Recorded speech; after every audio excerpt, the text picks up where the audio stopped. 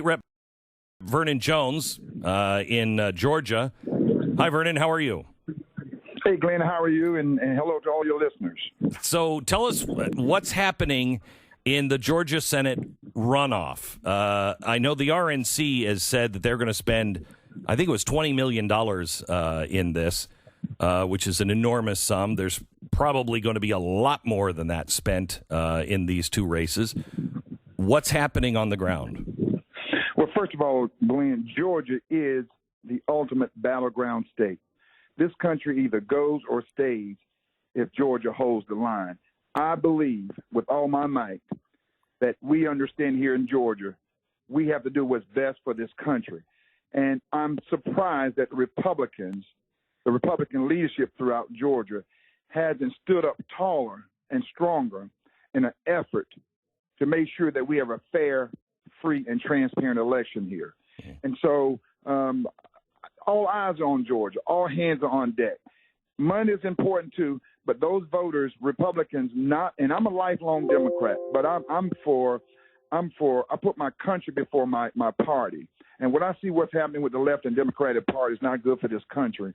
And I don't want Republicans to fall victim to politics that are being played by Democrats. Republicans have to remain unified, steadfast, and focused on winning this election, helping Senator Perdue and helping Senator Loeffler get reelected so there'll be a balance of power in Washington, D.C., or else this country will be destroyed over the next 4 years.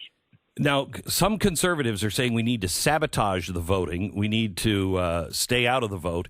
I think this is, as you would agree, extraordinarily stupid and will lead to the destruction and dismantling of all of your constitutional rights.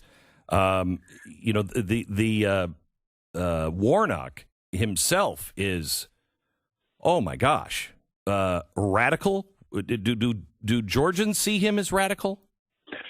Let me tell you, if the conservatives feel that way and they want to stay home, then look for your Second Amendment to be taken away from you. Look for your local police department to be defunded. Look for the squad, AOC, and that crowd's bad deal. I call it a bad deal. There's no green deal, the bad deal, how it's going to affect their neighborhoods. If they think that they are comfortable in their homes with their businesses, watch these tax increases. Watch what Biden does. You cannot cut your nose off to spite your face. Now I know what that means when my grandmother used to say that. We have to understand we have to bite the bullet. It's like medicine. It tastes bad going down, but we'll feel better later. We have to hold the line in Georgia, and I want conservatives to come out and not be disarrayed, not be dismayed, and not be disorganized, because I say this. An unorganized army brings about victory. Not for them, but for the other army.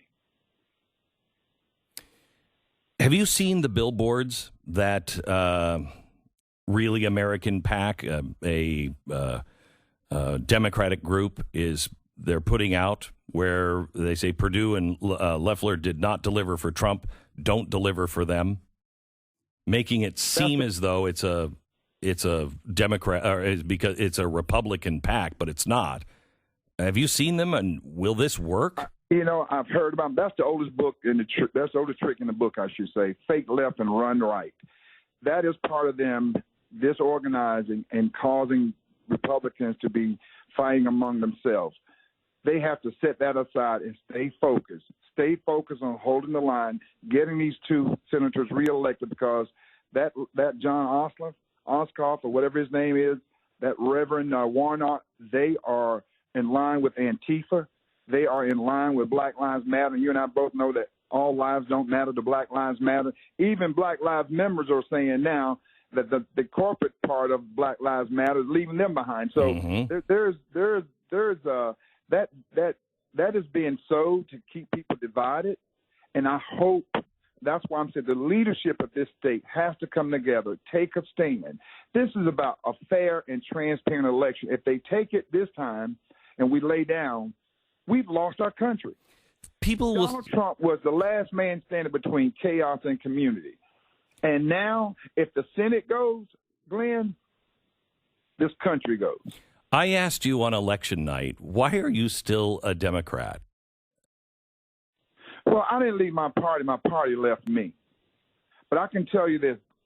I'm getting fed up with the Democratic Party because they're a part of the crowd, including Stacey Abrams in this so-called, I call it unfair fight. They're the ones who are disenfranchising voters by not wanting the recount, not wanting all of the irregularities being reviewed.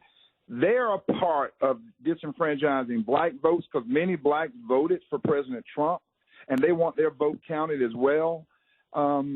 It doesn't matter what party I am. What matters is that I fight for what I believe in. I fight for people. But I will say this. I'm getting fed up with the Democratic Party. So stay tuned. State Rep Vernon Jones from Georgia. Thank you very much. I appreciate it, sir. This guy has. Got a deal. Thank you. You bet. This guy has been so brave the whole time. I mean, he came out and supported Trump a couple of years ago. I think it was. Maybe it was just a year ago. Time goes by so fast now. I don't even know what day it is. But he's been incredible the whole time. He has been, and he has no loyalty to party. Zero. I don't know. That's what I want. I want out of politicians. I want them not to be loyal to a party. I want them to be loyal to the ideas, the principles. And very rarely does that happen anymore. It's nice because what are the principles of either party?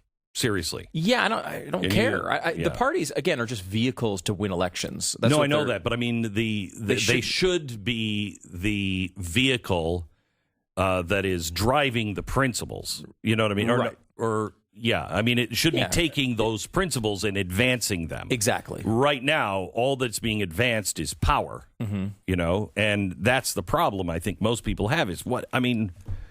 Who do you trust? Do you really trust the GOP? No. Do I trust the Democrats? No, because the Democrats have been eaten by Marxists. They're gone. And the ones that remain want a one-party system. So, thank you. No, thank you. That's, I think, the thing that people liked about Donald Trump was he was outside of the system. He didn't really have any friends. And it was because he was trying to do what he felt the people wanted. And that just does not sit well with people who are going to lose money and power. And that's what those parties are all about. This one in Georgia, however, if you are a conservative or if you just would like to balance things out a little bit and make sure there's not an open runway for them just to launch plane after plane after plane to be able to attack our Constitution and our principles and values, we need those 2 seats. Those 2 seats must go to Republicans. Both would be really good. You need at least one. I just feel at least one, I think, and then you get a tie. Now, tie would get you 50 to 51-49 Republicans. However, that means you depend on Lisa Murkowski for every vote, and Susan Collins for every vote, and Mitt Romney for every vote, which is not a good place to be.